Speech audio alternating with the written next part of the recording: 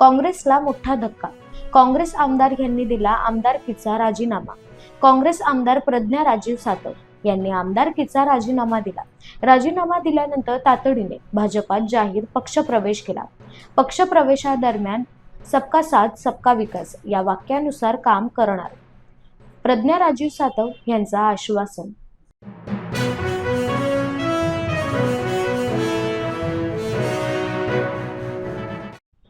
प्रज्ञा राजीव सातव यांनी आमदारकीचा राजीनामा दिला.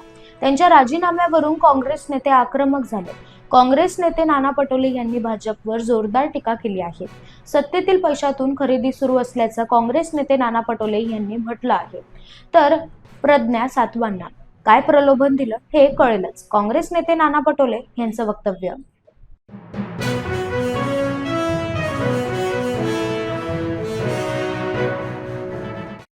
सातारा ड्रग्ज प्रकरणात सत्ताधाऱ्यांच्या नातेवाईकांचा हात. खासदार संजय राऊत यांचं वक्तव्य. खासदार संजय राऊत यांनी पत्रकार परिषदेत साताऱ्यातील ड्रग्ज प्रकरणाबाबत प्रतिक्रिया दिली आहे. साताऱ्यातील ड्रग्ज प्रकरणात सत्ताधाऱ्यांच्या नातेवाईकांचा हात असल्याचा आरोप करत मुख्यमंत्री देवेंद्र फडणवीसांनी तात्काळ साताऱ्यातील पोलीस अधीक्षकांवर कारवाई केली पाहिजे. खासदार संजय राऊत यांचं वक्तव्य.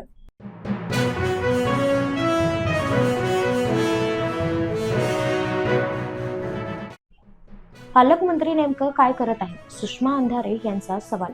सुषमा अंधारे यांनी पुन्हा पत्रकार परिषद घेत साताऱ्यातील ड्रग्ज प्रकरणाबाबत प्रकाश शिंदे यांच्यावर जोरदार टीका केली आहे. हॉटेल माझं नाही असं प्रकाश शिंदे का बोलले? तर पालकमंत्री नेमकं काय करत आहे असा सवाल सुषमा अंधारे यांनी केला.